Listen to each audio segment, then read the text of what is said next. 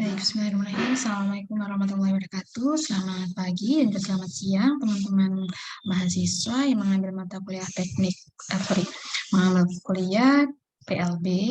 Oke, pada pertemuan ke-10 ini kita akan membahas mengenai teknik preparasi dan juga pembuatan larutan dasar gitu ya. Berarti larutan-larutan yang umum kita pakai dalam praktikum di biologi seperti itu. Oke, tadi teman-teman sudah menyimak video mengenai materi yang serupa begitu ya dari tim penyaji. Di sini saya akan review ulang seperti itu dan menekankan apa-apa saja yang perlu teman-teman kuasai dalam pertemuan ke-10 ini.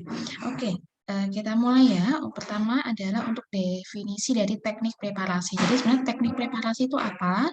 Teknik preparasi itu adalah persiapan atau prepare, dari kata preparasi, dari kata preparation berarti dia adalah persiapan.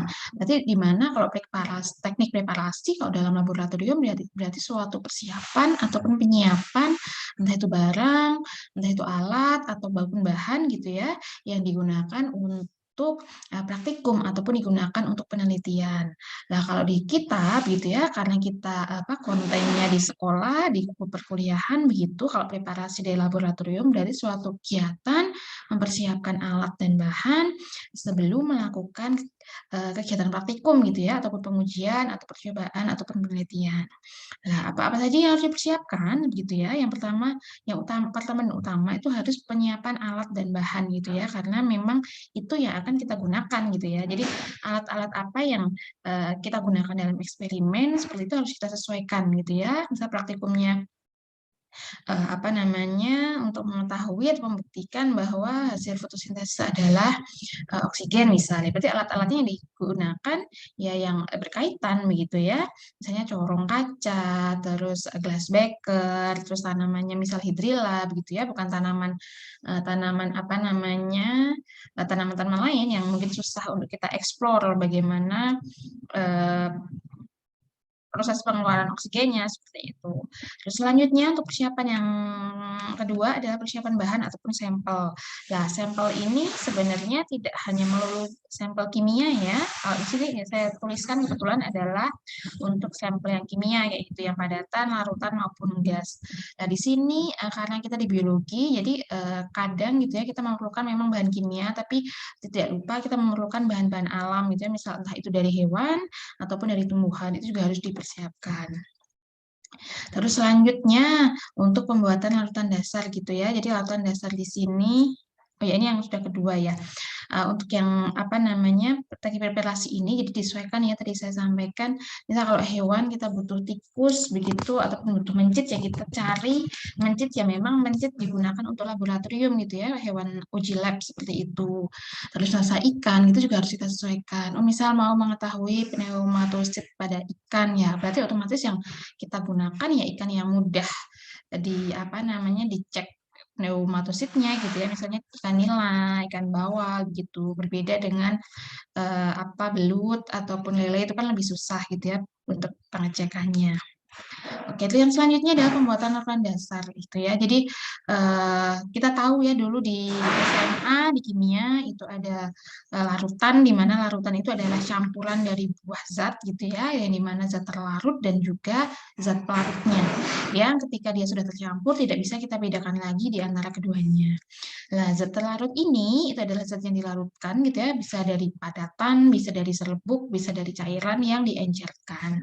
Kalau pelarut ini berarti zat yang digunakan untuk mengencerkan larutan tersebut. Jadi kalau misal kalian bikin teh gitu ya, bikin teh, zat terlarutnya adalah teh, zat pelarutnya adalah air panas gitu ya. Oke, terus selanjutnya di sini untuk larutan itu kami membaginya ada dua macam ya. Sebenarnya pembagiannya ada beberapa jenis, kita beberapa macam tergantung dari kita maunya seperti apa. Kalau di sini saya membagi menjadi dua macam untuk larutan reaksi umum gitu ya. Jadi biasanya adalah larutan yang digunakan sebagai media reaksi di hampir semua proses reaksi. Dan juga kalau reaksi khusus berarti larutan yang digunakan untuk melakukan pengujian gitu ya mengenai keberadaan zat-zat tertentu. Nah, kalau reaksi khusus ini yang malah kita sering pakai gitu ya. Contohnya untuk Benedik, di mana untuk mengetahui kadar gula reduksi merkuri gitu ya. Terus iodium gitu ya, lugol dan lain-lain. Terus kalau misalnya yang reaksi umum kayak gitu berarti umumnya adalah dia kebanyakan asam-asaman ya, asam sulfat, asam asetat, ataupun yang basah juga ya, natrium hidroksida dan juga kalium hidroksida. Oke, terus untuk teknik preparasi larutan ya, ini umumnya gitu ya, umumnya itu kan kita tadi sampaikan bahwa ada zat terlarut yang berupa padatan gitu ya, berarti kita harus melarutkan padatan tersebut gitu ya. Ini tadi sudah disampaikan oleh tim penyaji, ini teman-teman bisa dibaca ulang dan ini sudah saya buatkan video, sudah saya insertkan video di Elita dan teman-teman bisa melihat secara langsung ya. Bagaimana sih cara melakukan padatan, bagaimana cara mengencerkan, seperti itu. Itu akan lebih mudah ketika dipelajari di video. Tadi intinya padatannya itu kalian timbang terlebih dahulu gitu ya. Terus setelah timbang dimasukkan ke labu takar ya, labu takar, terus kita menambahkan aquades. Nah, penambahan aquades ini tidak semua, kalau misalnya kita butuh 50 mili gitu ya. Jadi menambahin aquadesnya nggak langsung 50 mili, tapi kita menambahkan sedikit terlebih dahulu, misal 20 mili dulu atau 30 mili gitu ya. Terus kita kocok kayak gitu ya.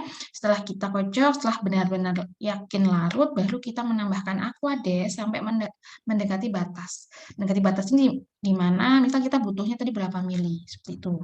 Nah, terus juga kita bisa menggunakan pipet tetes ketika tadi sudah mau mendekati batasnya gitu ya, harus 50 mili tepat kan kalau pengenceran yang baik gitu ya.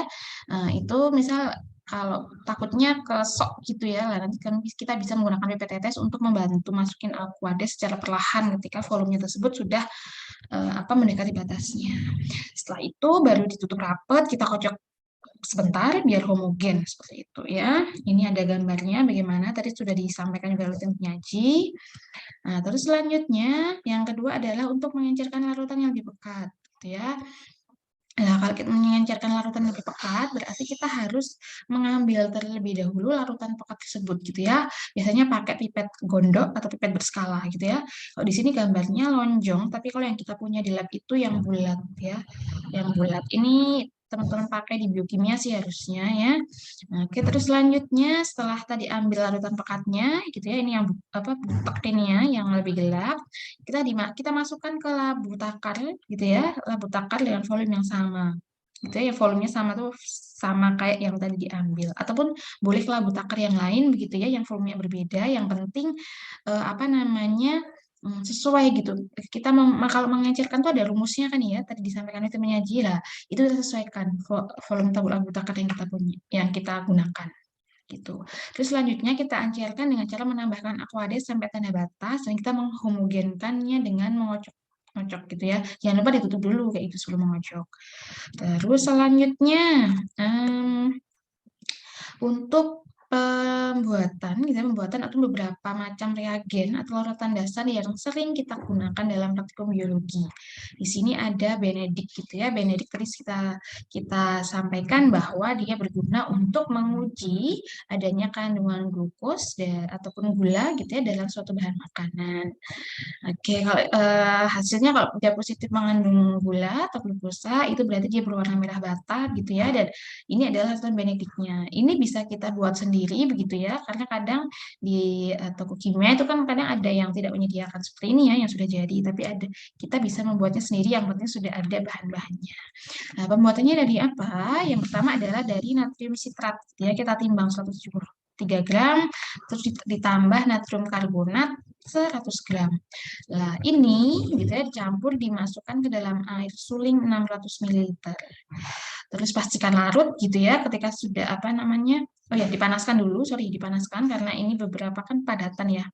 Nah, dipanaskan sampai benar-benar larut, baru setelah larut kita saring gitu ya. Terus selanjutnya ada bahan lain gitu ya, ada kupris sulfat 17,3 gram dan juga kita tambahkan air aquades gitu ya 150 mg ke dalam kupris sulfat ini seperti itu. Terus secara perlahan-lahan kita menambahkan larutan kedua ini gitu ya ke dalam larutan yang pertama tadi seperti itu. Terus kita aduk-aduk ya. Setelah diaduk-aduk baru kita tambahkan aquades gitu sampai mencapai volume 1 liter. Gitu ya. Jadi ini untuk pembuatan Benedict dengan volume 1 liter. Kalau misalnya kita membutuhkan, misal besoknya teman-teman pasti PLP atau sudah jadi guru, teman-teman butuh Benedict dan butuhnya misal hanya, Bu saya cuma butuh apa namanya 500 mili seperti itu boleh, ataupun saya cuma butuh 250 mili ya silahkan boleh, nanti tinggal teman-teman apa namanya ini sesuaikan volume ini disesuaikan karena sudah ada apa namanya persentasenya ya. Jadi kalau 250 mili ya berarti seperempatnya ini gitu ya. Nah, sudah pernah ya ini dulu di kimia untuk hitung-hitungannya, jadi tidak perlu dijelaskan lagi. Terus selanjutnya adalah larutan iodin ya. Ini mungkin tidak asing juga, ini diteteskan ke dalam bahan makanan apa namanya? Bahan makanan yang bentuknya masih raw gitu ya, ataupun bahannya masih besar, seperti misal contohnya adalah ubi, nasi, dan lain-lain. Ini juga sama-sama untuk mengetahui adanya karbohidrat ya. Kalau Benedict itu lebih spesifik ke gulanya, yang sudah apa namanya sudah spesifik, sudah lebih kecil, tapi kalau yang iodin ini lebih ke karbohidratnya, lebih zat arangnya gitu. Terus cara pembuatannya adalah kita menimbang gitu ya 12,90 gram iodin. Terus kita juga menimbang 18,0 gram kalium iodida, gitu ya. Keduanya ini kita larutkan dengan Aquades 200 ml. Nah, setelah itu kita encerkan lagi. Jadi hasil dari larutan ini kita encerkan dengan Aquades menjadi 1 liter gitu ya, atau 1000 ml larutan. Nah, ini juga nanti jadinya 1 liter ya, 1 liter iodin. Jadi kalau misal membutuhkan kurang dari itu, silahkan bisa disesuaikan. Oke, terus selanjutnya ada reaksi Milon, di mana reaksi Milon ini reagen yang kita gunakan untuk mendeteksi adanya protein yang larut, gitu ya. Lah, apa namanya, biasanya kita menggunakan Milon ini pada larutan yang kita uji, begitu ya, terus kita panaskan secara perlahan. Nanti kalau apa namanya hasil warnanya gitu ya, coklat kemerahan, itu berarti menunjukkan adanya residu tirosin yang terjadi di hampir semua protein. Jadi kalau zat ujinya gitu ya, larutan yang kita uji itu mengandung protein enggak, kita coba dengan Milon, terus kita panaskan, kalau warnanya coklat kemerahan berarti dia mengandung protein, seperti itu. Nah, di sini tuh ada 2 reaksi ya, Milon A dan Milon B, jadi teman-teman harus bikin dulu satu-satu, seperti itu. Kalau di Milon A berarti harus menggunakan 2SO4, karena ini pekat, asam pekat, jadi harus hati-hati, harus di dalam lemari asam, begitu ya, 100 mili. Terus H2SO4 ini kita, apa namanya, kita tuangkan ke dalam 800 ml Aquades. Jadi H2SO4 dimasukkan ke dalam 800 ml Aquades sambil didinginkan gitu ya. Setelah itu kita menggerus 100 gram HgSO4 itu. Gerusnya di mortar. Terus setelah itu kita mencampurkan sedikit asam sulfat encer. Terus kita apa namanya larutan yang terjadi itu kita tuangkan ke dalam labu ukur 1 liter. Lah, setelah kita ini kan tadi nggak nyampe 1 liter ya. Nah, setelah dicampur, kita masukkan ke dalam labu ukur 1 liter dan kita encerkan atau kita kasih Aquades sampai tanda batas. Setelah itu kita saring. Terus untuk yang Milon B itu dia dari NaNO3 ya 5 gram, kita larutkan dalam Aquades 500 ml. Sebelum kita menggunakan, biasanya kita mencampur dulu. Jadi Milon ini kita gunakannya adalah mencampur terlebih dahulu 2 bagian dari volume Milon A dengan 1 bagian dengan volume Milon B. Kayak gitu. Terus setelah itu kita campur gitu ya, 1 bagian Milon B dan 2 bagian Milon A, kita menuangkannya ke dalam botol berwarna coklat ataupun hijau ya. Kenapa harus yang berwarna gelap gitu, karena si Milon ini dia mudah bereaksi ataupun mudah rusak ketika terkena sinar atau cahaya. Begitu ya, jadi harus disimpan dalam botol kaca coklat ataupun botol kaca hijau. Seperti itu, dan kita menyimpannya di suhu dingin. Ya, terus selanjutnya ada Lugol ya. Lugol ini umumnya sih dipakai untuk desinfeksi ya atau antiseptik seperti itu. Tetapi ini juga bisa kita gunakan untuk untuk mendeteksi pati ya ataupun karbohidrat kompleks dalam lab. Nah, pembuatannya dia dari Ki atau kalium iodida 10 gram, kita larutkan dalam Aquades 80 ml, pastikan larut, setelah itu ditambahkan 5 gram iodium ya, Setelah itu kita aduk rata benar-benar sampai larut. Setelah itu kita encerkan sampai 100 ml. Begitulah. Setelah itu juga dia sama simpan dalam botol plastik boleh, botol kaca boleh begitu, dan ditutup benar-benar rapat begitu ya, dan dijauhkan dari sinar.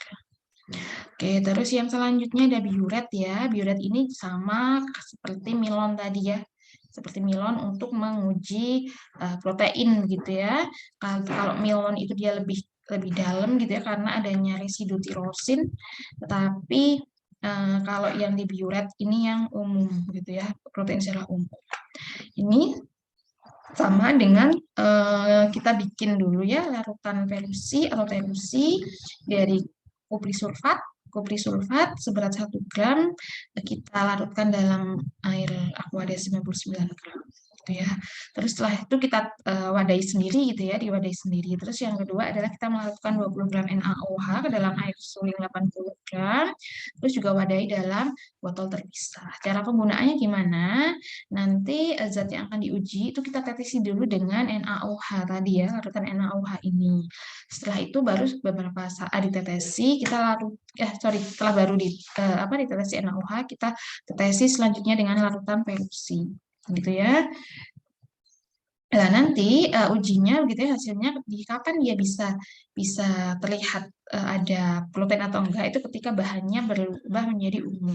Gitu ya. Ini sudah pernah kayaknya dulu di SD, SMP, SMA gitu. Oke, terus yang selanjutnya ada HE ya. HE itu adalah hematoxylin eosin. Ini suatu pewarna gitu ya, pewarna yang umum kita gunakan entah itu dalam mikrobiologi, entah itu dalam praktikum pembuatan jaringan gitu ya, dan lain-lain. Nah, ini umumnya dia dibuat dari potasium alum ya. Terus juga kita menambahkan hematoxylin, terus juga menambahkan sodium iodida, terus citric acid dan juga koral hidrat gitu ya. Ini sebenarnya ada sih yang langsung jadi gitu ya, umum langsung jadi seperti itu. Terus setelah dicampur semuanya dengan baik, kita biasanya biarkan semalaman gitu ya. Fungsi untuk apa? Agar misal ada beberapa bahan-bahan yang memang tidak bisa larut gitu ya, memang sudah dalam tahapan jenuh, itu nanti bisa kita ambil dan kita memang hanya mengambil yang sudah larut saja. Seperti itu. Jadi setelah semalam kita saring dengan kertas saring. Oke, terus ini molis ya, selanjutnya ada yang molis, nanti bisa teman-teman baca, PowerPoint-nya ada. Terus untuk reagen lainnya adalah Vehling gitu ya.